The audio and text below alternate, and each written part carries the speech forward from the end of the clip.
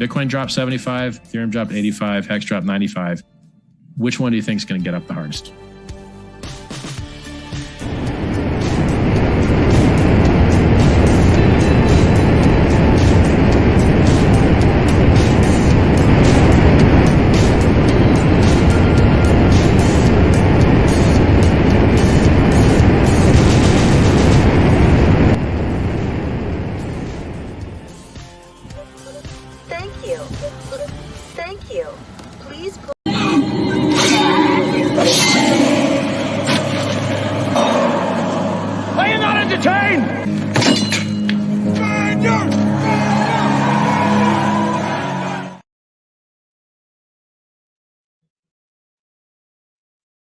Hello, folks. Hi, I'm actually listening to the delayed YouTube, which is great. So I just got a new clip, as you may or may not have realized. But anyway, welcome, boys and girls, ladies and ladles and jellymen, chaps and chapesses, and welcome to the show. My name is Dr. H. I am the CryptoPractor, and today is the Sunday Abundance Principle Show, where we talk about principles, wealth and health abundance principles in the crypto space and beyond. So, and we do that at 12 noon. Okay, so welcome. And today's show, dealing with wealth principles, we continue with perhaps one of the most successful, simplest, and most beautiful books on communicating wealth principles to the masses, and that is one of my favorites. We're going to dive straight into it right now. That is The Richest Man in Babylon. So at the moment we're on chapter 8. Today is chapter 8. We're talking about the Camel Trader, and I generate this material as part of my channel, which is DrH-TheCryptoPractor. And now on the overall channel, I provide hands-on practical edutainment and simple crypto investing strategies for beginners, blossoming neophytes, and the next generation OGs. So if that sort of information will be of use to you, then do go down below, boop the like, spank the subscribe, ding the notification bell to all. And on my next stream, if you put some comments either in the chat or in the restream, if you put it down below in the comment section, then we will I'll get around to seeing you later. Okay, right. And everyone in the chat, welcome, commenting in. Come on in, take a seat, put a comment in. It'd be lovely to hear from you all. Okay, now I've decided this time, rather than having a lot of fluff, we are going to dive straight in. So as I mentioned, we're on chapter 9 of The Richest Man in Babylon, and we've covered all 8 chapters, and actually not just covered them, we actually read them. So at the end of this, I'm going to trim them all down and get rid of all the fluff, and it'll just be the book and probably an intro and outro from me, and that will be on the video channel. But in the meantime, you guys can visit each of the channels. I'm having some guests come in as well and just make comments how these principles apply in the crypto space. And if you'd be interested to come along and you've got some ideas, then do again reach out to me via X or Twitter. I have all the details on the front screen and in the description, and indeed every link to each individual chapter is just down below in the description. So there you go. You have everything you need to get more wealth principles inside you. Family friendly. Okay, and today again we are reading from The Richest Man, Classon's Richest Man in Babylon, and I'm going to dive straight in. Okay.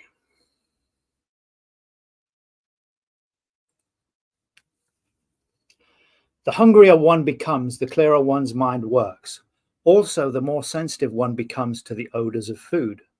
Tarkad, the son of Azure, certainly thought so.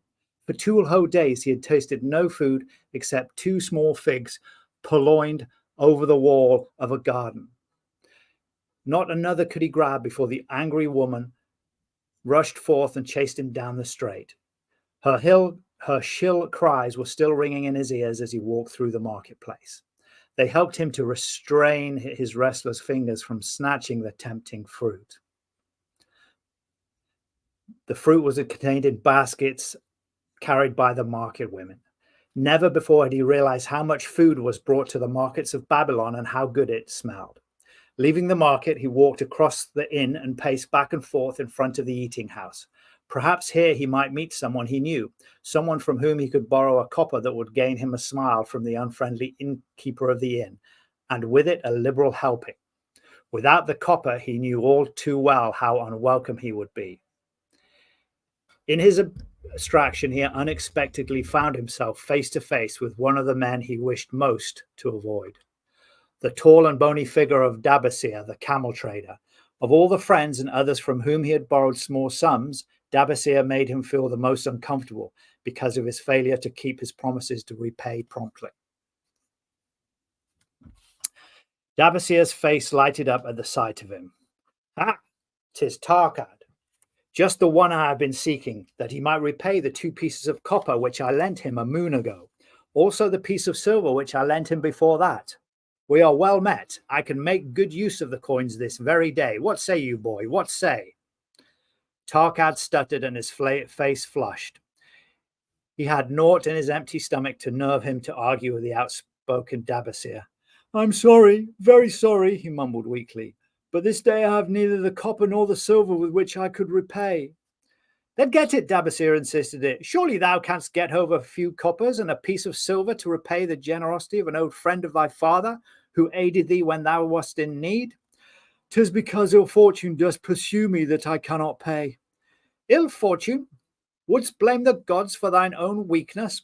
Ill fortune pursues every man who thinks more of borrowing than of repaying. Come with me, boy, while I eat. I am hungry, and I will tell thee a tale." Tarkad flinched from the brutal frankness of Dabasir, but here at least was an invitation to enter the coveted doorway of the eating house. Dabasir pushed him to the far corner of the room, where they seated themselves upon small rugs. When Kuskor, the proprietor, appeared smiling, Dabasir addressed him with his usual freedom. "Fat lizard of the desert, bring to me a leg of the goat, very brown, with much juice, and bread and all of the vegetables, for I am hungry and want much food. Don't forget my friend here. Bring him a jug of water. Have it cooled, for it is a hot day." Tarkad's heart sank. Must he sit and drink water while he watched this man devour an entire goat leg? He said nothing. He thought of nothing he could say. Dabasir, however, knew no such thing as silence. Smiling and waving his hand good-naturedly at all the other customers, all of who knew him, he continued, "I did hear from a traveler just returned from Urfa of a certain rich man who has a piece of stone cut so thin that one can look through it. He put it in the window of his house to keep out the rains. It is yellow, so this traveler does relate, and he was permitted to look through it, and all the world outside looks strange and not really as it is. What say you of that, Tarkad? Thinkest all the world could look to a man different colour from what it is?" "I dare say," responded the youth, much more interested in the fat leg of goat placed before Dabasir. "Well, I know it to be true for myself, for I have seen the world all of a different colour from what it really is, and the tale I'm about to tell relates how I came to see it in its right colour once more." "Dabasir will tell a tale," whispered a neighbouring diner to his neighbour, and dragged his rug close. Other diners brought their food and crowded in semicircle. They crunched noisily in the ears of Tarkad and brushed him with their meaty bones. He alone was without food. Dabasir did not offer to share him or even motion him to a small corner of the hard bread that was broken off and had fallen from the platter to the floor. "The tale that I'm going to tell," began Dabasir, pausing to bite a goodly chunk from his goat leg, "relates to my early life and how I came to be a camel trader. Didst anyone know that I once was a slave in Syria?"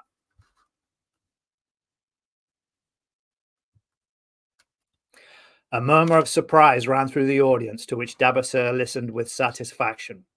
"When I was a young man, Dabasir, continued Dabasir after another vicious onslaught on the goat leg, I learned the trade of my father, the making of saddles. I worked with him in his shop and took to myself a wife. Being young and not greatly skilled, I could earn but little, just enough to support my excellent wife in a modest way. I craved good things which I could not afford. Soon I found that the shopkeeper would trust me to pay later, even though I could not pay at the time.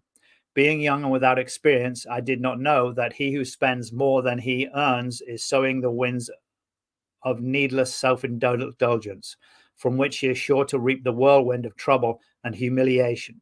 So I indulged my whims for fine raiment and bought luxuries for my good wife and our home, beyond our means. I paid as I could, and for a while all went well. But in time, I discovered I could not use my earnings both to live upon and to pay my debts. Creditors began to pursue me to pay for my extravagant purchases, and my life became miserable. I borrowed from my friends, but could not repay them either. Things went from bad to worse.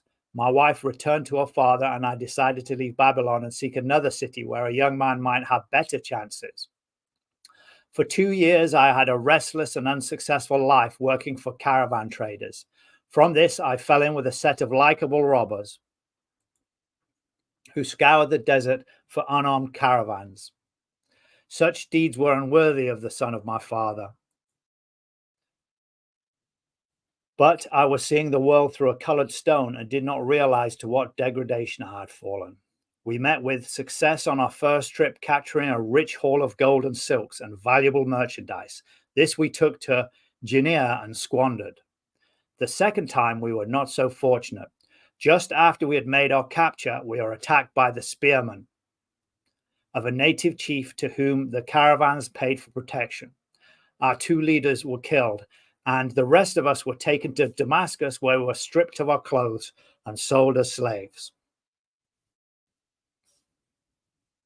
I was purchased for 2 pieces of silver by a Syrian desert chief. With my hair shorn and but a loincloth to wear, I was not so different from the other slaves. Being a reckless youth, I thought it merely an adventure, until my master took me before his 4 wives and told me they could have me for a eunuch. Then indeed did I realize the hopelessness of my situation. These men of the desert were fierce and warlike. I was subject to their will, without weapons or means of escape. Fearful I stood as these 4 women looked me over. I wondered if I could expect pity from them. Sirrah, the first wife, was older than the others. Her face was impassive as she looked upon me. I turned from her with little consolation. The next was a contemptuous beauty who gazed at me as indifferently as if I had been a worm of the earth. The 2 younger ones tittered as though it were all an exciting joke. It seemed an age that I stood waiting sentence. Each woman appeared willing for the others to decide. Finally, Sirrah spoke up in a cold voice. Of eunuchs we have plenty, but of camel tenders we have few, and they are a worthless lot. Even this day I would visit my mother, who is sick with a fever, and there is no slave I could trust to lead my camel. Ask this slave if he could lead a camel. My master thereupon questioned me. What know you of camels? And he's about to tell us in just a second. Right. Boop. Yeah, here we go. So I just want to cover Dr. H's guarantee. I thought I'd leave it till now. So never financial advice that we're discussing. It is just for edutainment. No crypto coin shilling, no trading course shilling, no crypto coin sponsors or affiliate links. All educated, provided with integrity, with minimal external bias. And for transparency, guys, I do hold mostly Hex, PulseX, and Pulse. Okay. Now, that said, today's show is not, I repeat, not sponsored by ATX Crypto. Okay, so today's show is in no way, there's no shekel, no Satoshi, there's nothing at all past hands. I'm sponsored by nobody, as always, but I would like to give a big shout out to ATX Crypto. He's got a great channel. He's back streaming, which is awesome. I loved his material. He's had a sabbatical for a few weeks, but he's back, which is awesome to see him here. So I'd like to give a big shout out to him. Now, ATX Crypto is suitable both for the new crypto investor, the blossoming neophyte, and the next generation OG. He covers the whole gambit. He covers the whole scheme. spectrum. That's the word. He covers the whole spectrum. So his material is really very good. And for those of you that need that extra help, he does have a mentoring program. So you can check that out. And like I say, the reason I shout him out, he's got some great principle. I love him. I love his work. Also, he does, he's ex-military. So he gets a shout out for me for that. Not British military, but US military, US Marine. And for those of you that know, some of you might know, I was with the British Marine Commandos. So anyway, big shout out to ATX. Okay, so once again, the show is not, repeat, not sponsored by ATX Crypto. Good work, man. Okay, and just I'm going to give a little shout out for Monte Carlo or Bust. Now, this is a program. Just sign up to it as it appears. The first 3 shows are actually recorded. The premise behind Monte Carlo or Bust is there is a wallet that I have with $1,000 in, and we are going to either be able to afford to buy some property in Monte Carlo or go bust.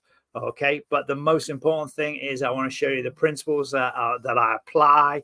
I want to show you how we actually physically do things. This is all about crypto investing strategies for beginners in action. Okay, so we're not just going to talk about it. You can actually see me setting up the wallet. You can see me transferring from one network to another. You can see me setting up the wallet for that network, the RPC codes, that sort of thing. And if you don't know what I'm talking about, you need to check this out. Okay.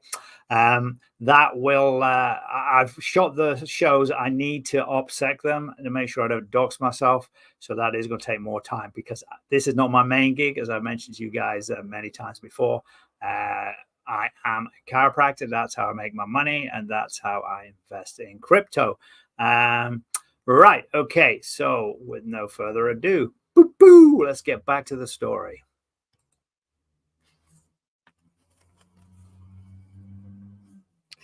There was a pause.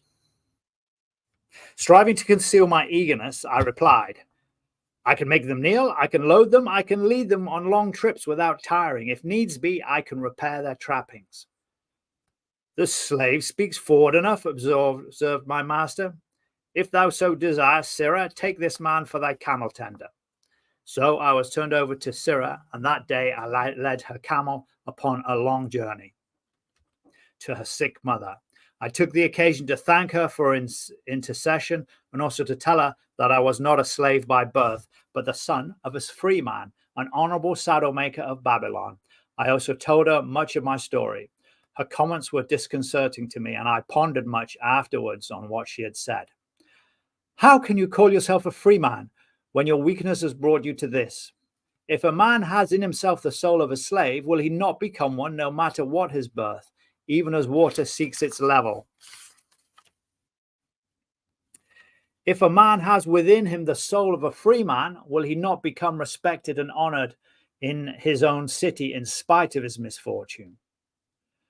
For over a year I was a slave and lived with the slaves, but I could not become as one of them. One day Sirrah asked me, in the evening time, when the other slaves can mingle and enjoy the society of each other, why dost thou sit in thy tent alone?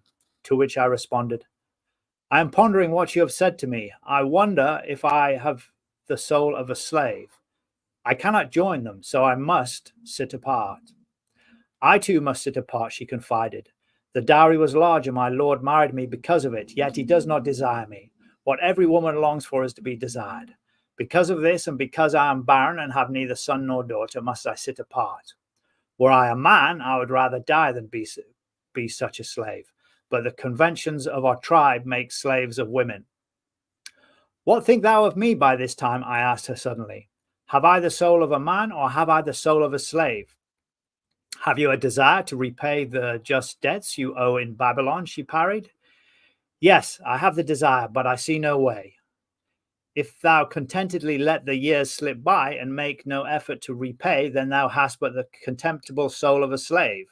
No man is otherwise who cannot respect himself, and no man can respect himself who does not repay honest debts. But what can I do, who am a slave in Syria? Stay a slave in Syria, thou weakling. I'm not a weakling, I denied hotly. Then prove it. How? Does not thy great king fight his enemies in every way he can and with every force he has? Thy debts are thy enemies. They ran thee out of Babylon. You left them alone, and they grew too strong for thee. Hast fought them as a man, thou couldst have conquered them, and been one honoured among the townspeople. But thou had not the soul to fight them, and behold, thy pride hast gone down until thou art a slave in Syria. Much I thought over her unkind accusations, and many defensive phrases I worded to prove myself not a slave at heart. But I was not to have the chance to use them. 3 days later, the maid of Syria took me to her mistress. My mother is again very sick, she said. Saddle the 2 best camels in my husband's herd. Tie on water skins and saddlebags for a long journey. The maid will give thee food at the kitchen tent. I packed the camels, wondering much at the quantity of provisions the maid provided, for the mother dwelt less than a day's journey away. The maid rode the rear camel, which followed, and I led the camel of my mistress. When we reached her mother's house, it was just dark. Syria dismissed the maid and said to me, Dabasir, hast thou the soul of a free man or the soul of a slave? The soul of a free man, I insisted. Now is thy chance to prove it. Thy master hath imbibed deeply, and his chiefs are in a stupor. Take then these camels and make thy escape. Here in the bag is raiment of my master's to disguise thee. I will say thou stole the camels and ran away while I visited my sick mother.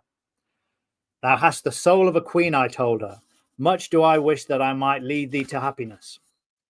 Happiness, she responded, awaits not the runaway wife who seeks it in a far land among strange people. Go thy own way, and may the gods of the desert protect thee, for the way is far and barren of food and water. I needed no further urging, but thanked her warmly and was away into the night. I knew not this strange country. There was a pause.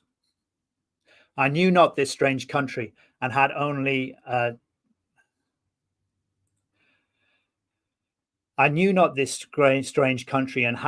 dim idea of the direction in which lay Babylon, but struck out bravely across the desert towards the hills. One camel I rode and the other I led. All that night I traveled and all the next day, urged on by the knowledge of the terrible fate that was meted out to slaves who stole their master's property and tried to escape. Late that afternoon, I reached a rough country as uninhabitable as the desert. The sharp rocks bruised the feet of my faithful camels, and soon they were picking their way slowly and painfully along. I met neither man nor beast and could well understand why they shunned this inhospitable land. It was such a journey from then on as few men live to tell of. Day after day we plodded along. Food and water gave out. The heat of the sun was merciless. At the end of the 9th day, I slid from the back of my mount with the feeling that I was too weak to even remount, and I would surely die, lost in the abandoned country.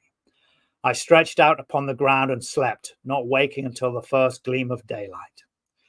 I'd just like to do a quick shout out to the chat there. Thanks for coming along, guys. Nice to see you, Will, from the DGen Roundtable. Like that smash button. And it's good to see you too, Centurion 54X.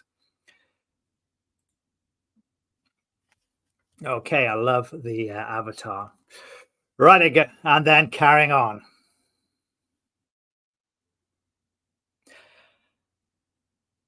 I stretched out upon the ground and slept, not waking until the first gleam of daylight. I sat up and looked about me. There was a coolness in the air. My camels lay dejected not far away. About me was a vast waste of broken country covered with rock and sand and thorny things.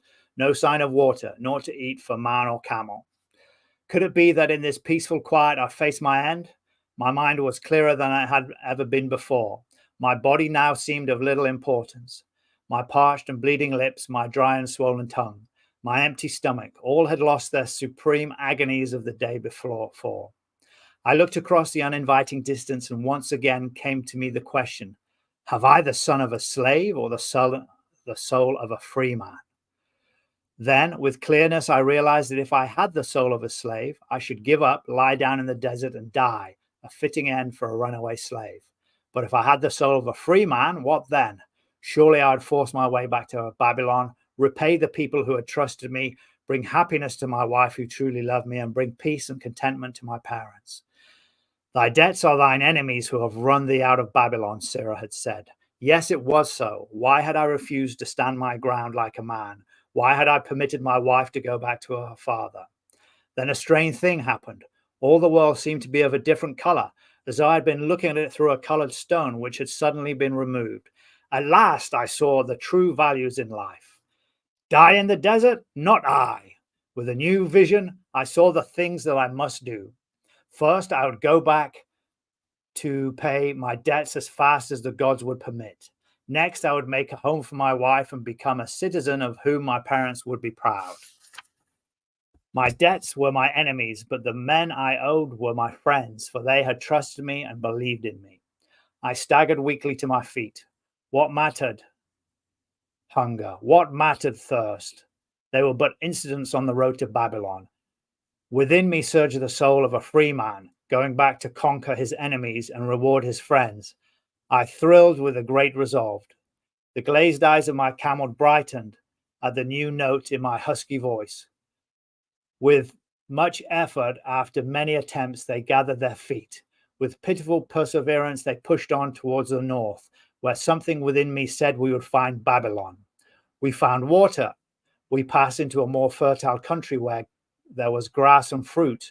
We found the trail to Babylon because the soul of a free man looks at life as a series of problems to be solved and solves them, while the soul of a slave whines, what can I do who am but a slave? How about thee, Tarkad? Dost thy empty stomach make thy head exceedingly clear? Art ready to take the road that leads back to self-respect? Canst thou see the world in its true color? Hast thou desire to pay the honest debts, however many they may be, and once again be a man respected in Babylon? Moisture came to the eyes of the youth. He rose eagerly to his feet. Thou hast shown me a vision already. I feel the soul of a free man surge within me. But how fared you upon your return? Questioned an interested listener. Where the determination is, the way can be found, Dabasir replied. I now had the determination, so I set out to find a way. First, I visited every man to whom I was indebted and begged his indulgence until I could earn that with which to repay. Most of them met me gladly. Several reviled me, but others offered me help. One indeed gave me the very help I needed. It was Mathon, the gold lender. Learning that I had been a camel tender in Syria, he sent me to Nebuchadnezzar, the camel trader, just commissioned by our good king to pursue many herds of sound camels for the great expedition. With him, my knowledge of camels I put to good use. Gradually, I was able to repay every copper and every piece of silver. Then at last I could hold my head and feel that I was an honorable man again amongst men. Again, Dabasir turned to his food. Cowscore, thou snail, he called loudly to be heard in the kitchen. The food is cold. Bring me more meat, fresh from the roasting. Bring thou also a very large portion for Tarkad, the son of my old friend, who is hungry and shall eat with me. So ended the tale of Dabasir, the camel trader of old Babylon. He found his own soul when he realized a great truth, a truth that had been known and used by wise men long before his time. It has led men of all ages out of difficulties and into success, and it will continue to do so for those who have wisdom to understand its magic power. It is for any man to use who reads these lines. Where determination is, the way can be found. Right there, guys. So that is the 1930s version of wealth principles. And although they were written in the 30s, they still apply as equally now in the crypto space and in the modern investing space as they did then. Okay, so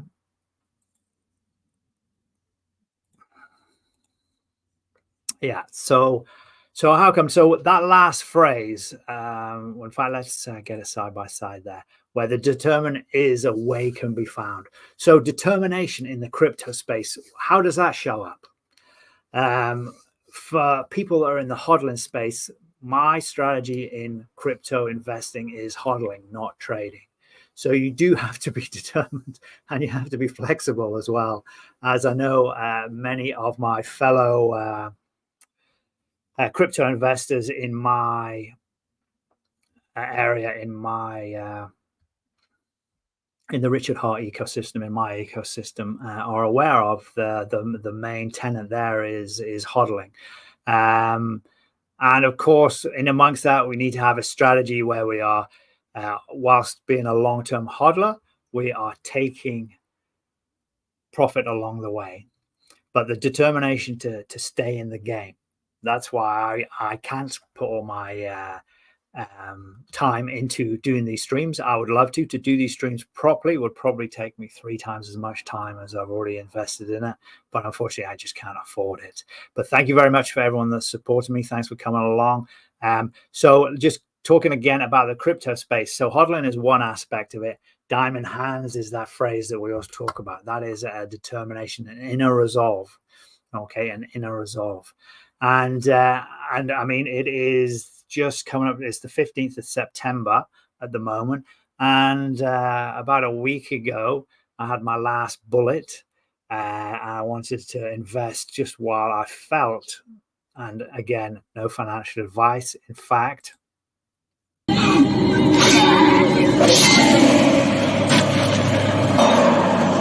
Are you not entertained?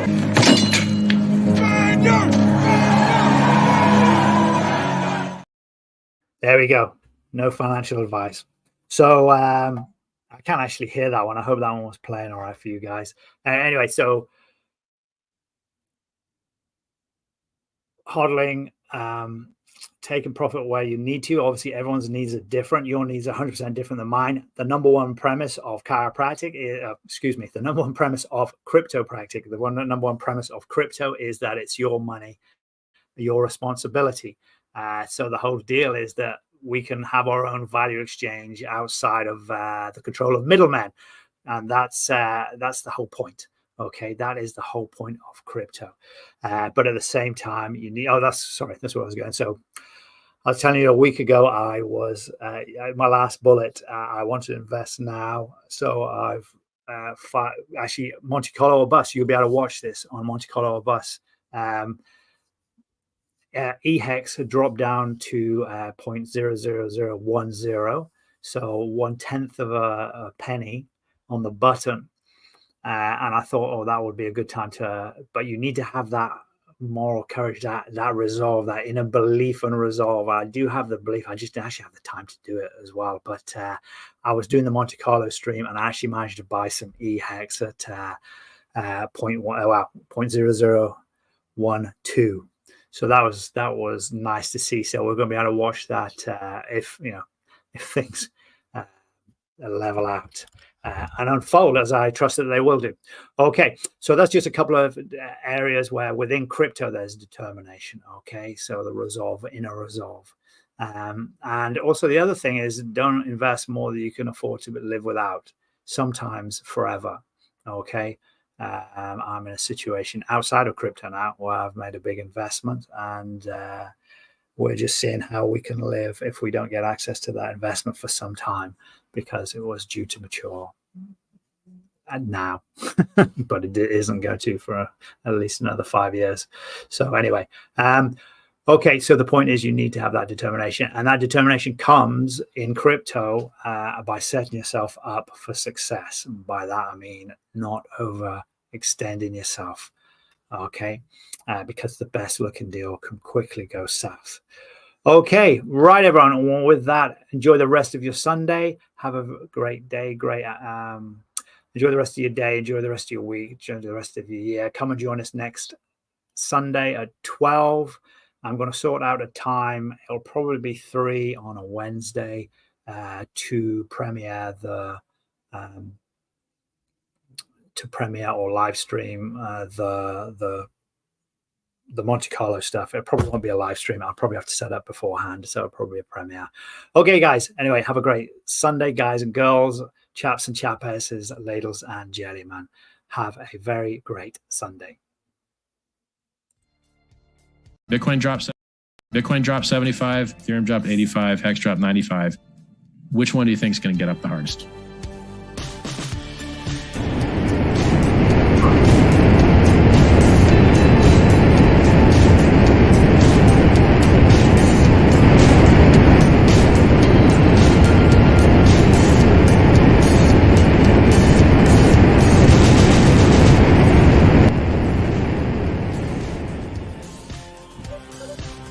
you. Thank you.